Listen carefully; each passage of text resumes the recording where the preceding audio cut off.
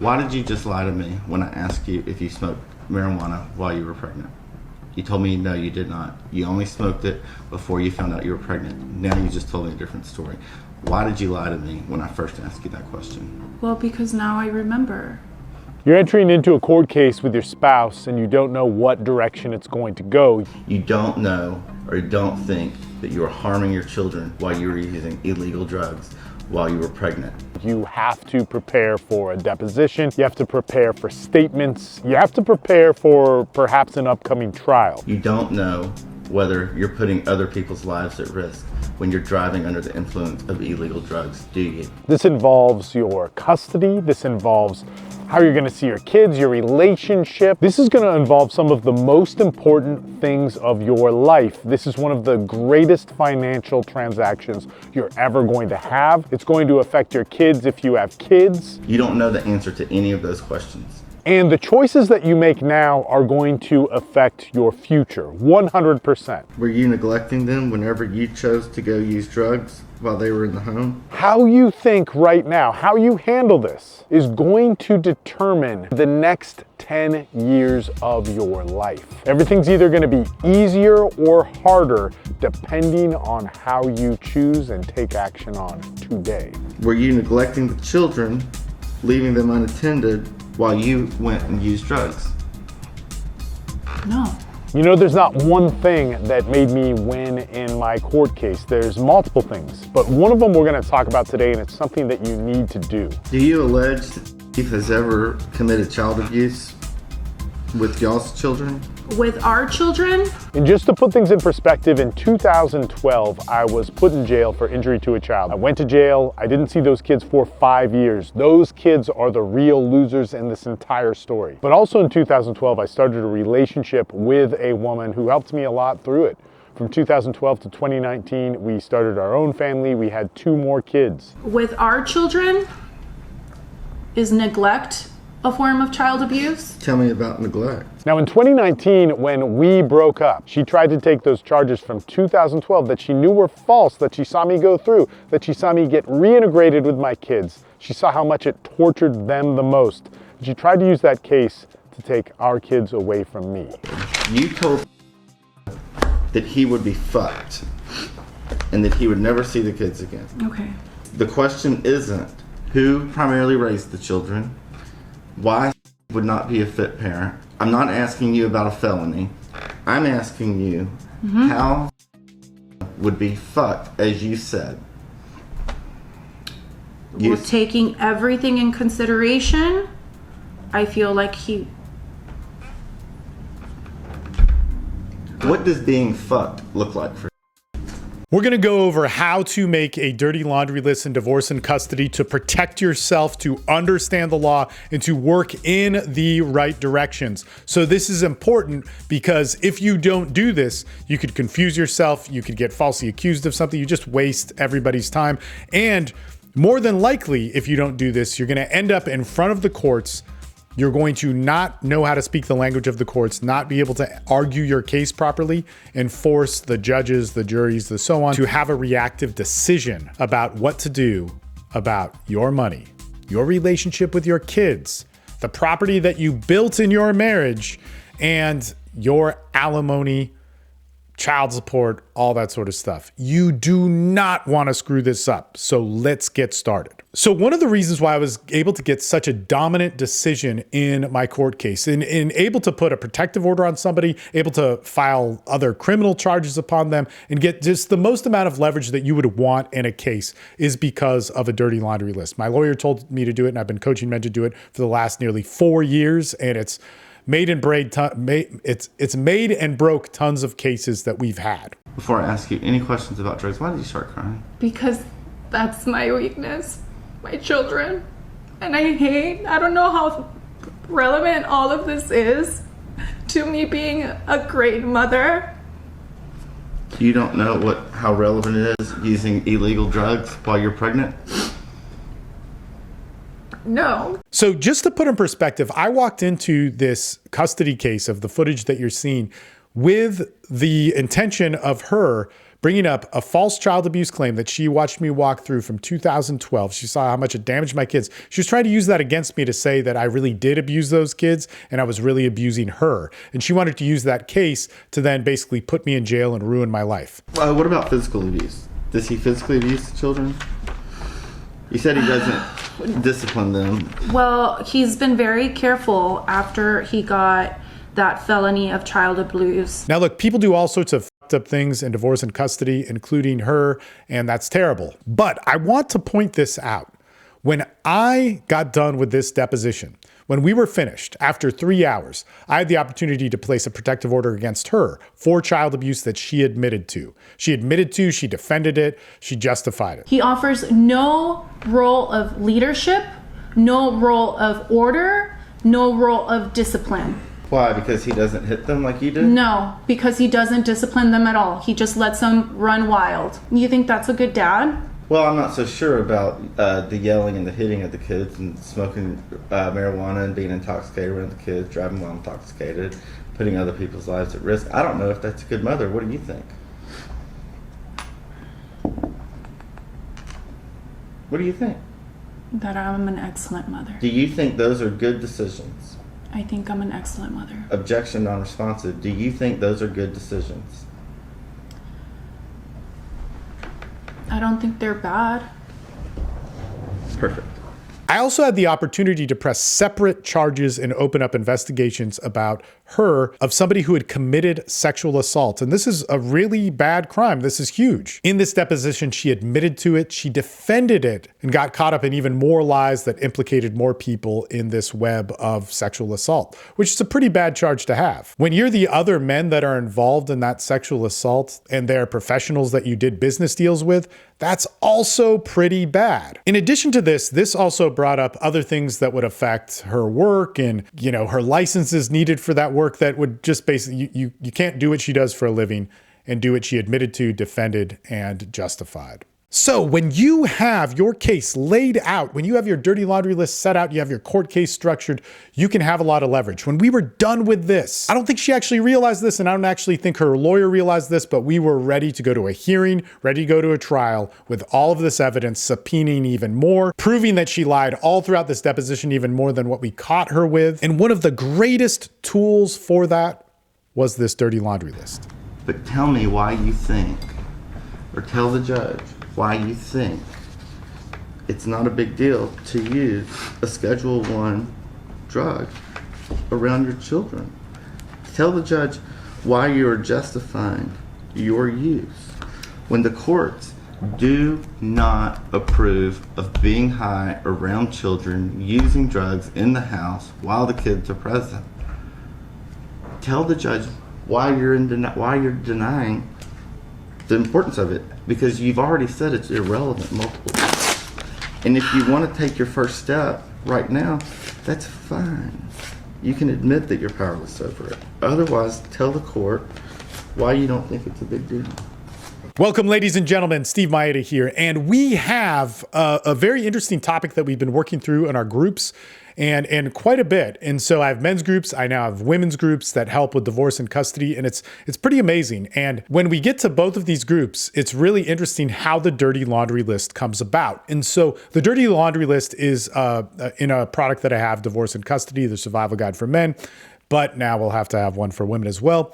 But in that dirty laundry list, we actually go through all of our dirty laundry and all of our soon-to-be ex's dirty laundry. And this is really important because it's how the other side can attack us, most likely will attack us, at least some of it will be on there. And it also will show how we can attack them. But it's not just about attacking them. And this is one of the big problems when it comes in divorce and custody, because we are put in this position where we're emotionally charged, but we have to fight something legally that isn't emotional. Okay, so the way that the court works is it doesn't work off of emotion, despite what you might think, because usually what happens is, the man is sitting there hearing some absurd thing and the woman saying he was abusive, and then the man gets mad and then he's told to be quiet by the courts. And because of that, the courts actually stop functioning and the judge is forced to side with the decision. He's going to err on the side of caution, usually towards the woman screaming about abuse, even though it's a lie. And then that puts you in a protective order situation. And then you're at an uphill battle, an incomprehensible uphill battle. You may not be able to understand if you get a false protective order put on you. It is, you're not, you put about a year and a half on your case ever to be being where it was before it wasn't that, if that makes sense. You just screwed yourself. Or you got screwed. Maybe you didn't screw yourself, but you got screwed. You got screwed by somebody else. So you got to learn how to protect those things. So we want to be able to get a dirty laundry list together. And it sounds pretty easy. We write down all of our baggage, all of their baggage, all the stuff that we know, all the evil stuff that comes out in divorce. But what is important about this is we then have to understand, at least in our state and our county, and you can talk to your lawyer about this. By the way, if you do this, it's going to organize things for your attorney so much more. But you want to ask your lawyer, how is alimony determined? How is property divided? How is custody determined? How is child support set? So you want to start looking at what exactly is being decided in this divorce and custody situation. We have to look at that big, like that's all that actually matters. What is being decided in this divorce and custody situation, okay? For alimony or spousal support, child support, property division, your money and assets, which is part of your property, and your custody. What custody do you get? So one of the first things that we want to do when we're entering into making this dirty laundry list and we enter into anything that goes past mediation, that means depositions, hearings, and so on. We want to be able to put a gag order on our case. So that means that it can't be spoken about and there's an agreement and there's a consequence if anybody talks about it. When you see my case, in my case, my dirty laundry list was not that bad, actually. It was really not bad. And from my case, I could tell my ex didn't realize what a dirty laundry list is because what she attacked me with was what she just thought would be useful and it didn't actually matter. It didn't determine custody. It didn't determine child support, any of these different things. And it wasted a ton of time and it wasted a ton of her attorney's time. Huge resources, right? But with that whole thing, she did not put a gag order. I did not put a gag order. And because of that, all of this stuff is public record. So when I use her deposition tape and all that sort of stuff, I choose to blur out her face. You could actually go and pay the photographer or the videographer who did it and pay for a copy of that. And you can get it. If she was in a case ever again in a deposition, like for whatever it was, like she got sued for something or in another divorce case, that deposition tape could be bought and used. And even if there was a gag order, that could be used, I think. I'm not fully sure, but that could be used against her. So it can be shown that there's a pattern here that's happening, and that's really important if you're ever making a case. So you want to start with a gag order, okay? Very, very important. You don't want this stuff to come out. I knew walking into this wouldn't affect me. I'm like, man, I have nothing to hide. She does have stuff to hide. I want that leverage when we go into a deposition, okay? Afterwards, my attorney immediately afterwards, he's like, Steve, like actually in the parking lot afterwards of the depositions, he said, let's make content, educational tools out of this. You could do it. And he was like, you don't have to blur out her face. You don't have to blur out anything. I was like, what? Really? Really?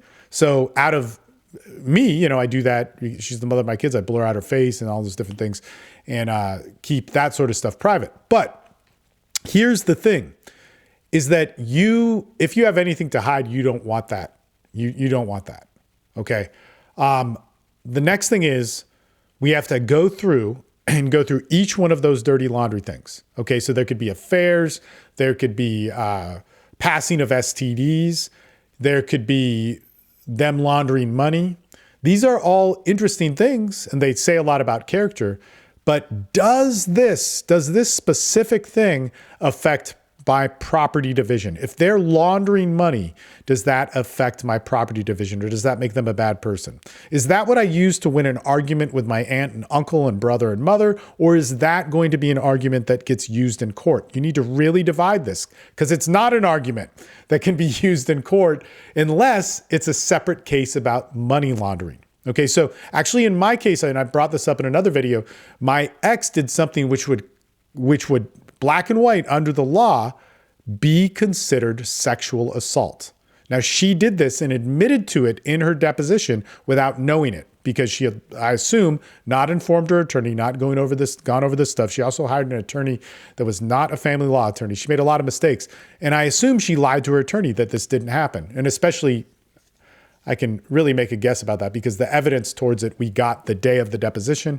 One last thing, I was going over this, man. And going over the edit and all this sort of stuff. But one thing that I forgot that's huge with your dirty laundry list, when you're looking at how this affects your alimony and your child support or whatever it is, you want to put next to that, where is the proof? Is the proof a text message? Is the proof an audio recording? Is the proof something that is a witness? Where's the proof? Because we have to be able to prove it. And this was real important with my case because for every single question my attorney asked my ex, he made predictions of how she would lie, but he also made a list of how we would prove it. So, for instance, when she was lying about an affair that she would have, and then she admitted to other affairs that implicated her in sexual assault, it made no sense.